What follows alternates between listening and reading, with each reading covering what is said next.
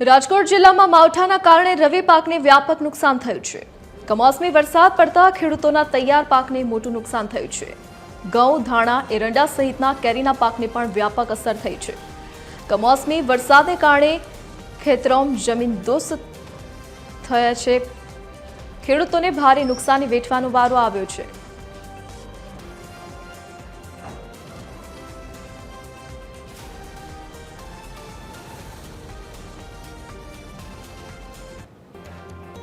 તો કમોસમી વરસાદ પડતા ખેડૂતોના તૈયાર પાકને મોટું નુકસાન થયું છે। તૈયાર પાક ખરાબ થઈ ગયો છે, જેના પગલે ખેડૂતોને મોટી નુકસાન જવાની ભીતિ છે। ઘઉં, ધાણા સહિતનો પાક ખરાબ થઈ ગયો છે, તો કમોસમી વરસાદને કારણે ખેતરોમાં પાક જમીનદોસ્ત થયો છે।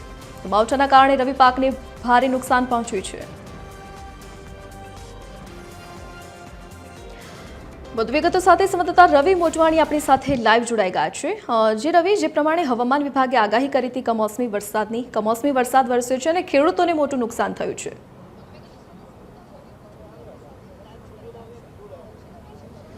જી જરૂરથી જણાવી દઉં, વાત કરીએ સૌરાષ્ટ્રની તો જે રીતના મિની વાવાઝોડું આવ્યું છે, જેને લઈ શહેરી વિસ્તારમાં તો નુકસાન થઈ છે, પરંતુ ગ્રામ્ય વિસ્તારોમાં આની સૌથી વધુ અસર જોવા મળી છે।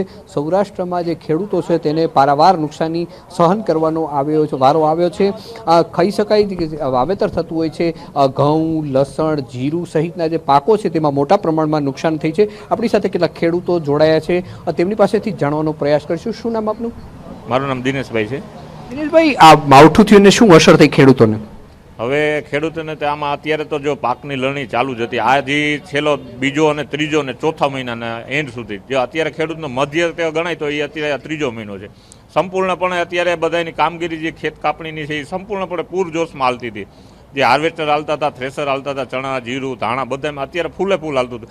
હવે આ સમય દરમિયાન તો અમને આટલા વર્ષથી આ છે કે ક્યારે કોઈ વાવાઝોડું નડ્યું નથી, ક્યાંક વરસાદ નથી આવ્યો, એના હિસાબે અમે જોતા હોઈએ છીએ। પણ આ વખતે એવી પરિસ્થિતિ છે કે લણણી ટાઈમે જે અમારે નુકસાન થયું ને, આ પહેલી વખત એવું છે કે વારો વેઠવાનો આવ્યો છે। અને સંપૂર્ણપણે જે પાક અમારો ખેતરમાં હતો, કાપેલો હતો, એ સંપૂર્ણપણે નાશ પામી ગયેલો છે। કારણ કે આ પાણીની વિપરીતનો પાક હોય છે। અત્યારે જે ચોમાસું પાક હોય તો થોડોક સહન કરે, પણ આ તો શિયાળુ પાક છે, જેથી સમય ન કરે। આ બધું અત્યારે જે છે એ મસાલા અને લોટનો બધું આ સિઝન છે કે આપણે માનવ જીવન જરૂરિયાતમાં જે રોજ આપણે ઉપયોગ કરીએ એ વસ્તુનો અત્યારે વાવેતર હોય છે, પણ સંપૂર્ણપણે નાશ પામ્યું છે। જેટલું વાવેતર છે એ સંપૂર્ણ નાશ પામેલું છે ખેતરમાં છે। અન્ય ખેડૂતો પણ આપણી સાથે જોડાયેલા છે। શું નામ આપનું? રજનીભાઈ। રજનીભાઈ, તમારે શેનું કેટલા વીઘા ખેતર છે, શેનું વાવેતર કર્યું તો શું નુકસાની થઈ છે? આપણે 20 વીઘાના ઘઉં હતા, એને અત્યારે જે અડધા ઘઉં તો હાવ આવી રીતે આડા પડી ગયા છે। જે લણણીનો ટાઈમ હતો ને વરસાદ આ કાલે બીની વાવાઝોડું આવી ગયું 4 વાગે, બહુ વરસાદના નુકસાન છે। બીજા પાકને ઘણું નુકસાન આવ્યું છે। અન્ય ખેડૂતો પણ આપણી સાથે જોડાયેલા છે। શું નામ આપનું? નિમેશભાઈ।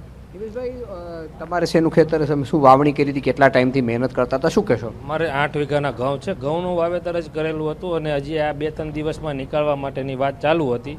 ત્યાં કમોસમી વરસાદને લીધે આ બધું પાક સાવ ફેલ થઈ ગયો છે। આમાં હું સરકારને એક એટલી વિનંતી કરવા માગું છું કે સરકારે જે યોજના એક બંધ કરી છે, પ્રધાનમંત્રી ફસલ બીમા યોજના, આજે એ હોત ને તો કિસાનને કોઈ પાસે જવું ન પડત, એનો વીમો પાકે। અત્યારે સરકાર સહાય કરે ન કરે એની કોઈ જાતની ગેરંટી નથી। સરકારે આજ આ બાબતે કોઈ સ્ટેટમેન્ટ આપેલ પણ નથી। પણ જો પ્રધાનમંત્રી વીમા ફસલ યોજના ગુજરાતમાં બંધ છે, અન્ય રાજ્યોમાં ચાલુ છે, જો આ હોત ને તો ખેડૂતોને કોઈ પાસે હાથ લાંબો ન કરવો પડત અને આ મોઢે આવેલો કોળિયો છીનવાય ન જાત। મારે 7 વીઘાના ઘઉં છે, અત્યારે એક દાણો લેવાય એવું નથી। હજી અમે તૈયારી કરી રહ્યા છીએ દરણું કરી અને ઘરે ઘઉં ભરવાની કે 2-3 દિવસમાં ઘઉં હાલે એટલા છે અને આ નવા ઘઉં અમારા ઘરે આવશે। પણ આજે આ વાડી આવીને જોતા એવું લાગે છે કે લગભગ હવે આમાં કોઈ વસ્તુ થાય એવી નથી। અને ઉપરાંત કે આ વખતે સરકાર કોઈ આવી યોજના વીમા યોજના છે નહીં, એટલે સરકાર જો સહાય કરે તો એ નોમિનલ સહાય કરવાની છે। પણ જો વીમા યોજના હોત ને તો આનો પૂરેપૂરો લાભ જે વીમા કંપનીએ ભોગવી અને ખેડૂતોને પૂરું વળતર મળી શકે એવું મારું માનવું છે। તો સરકારને એક એ જ વિનંતી છે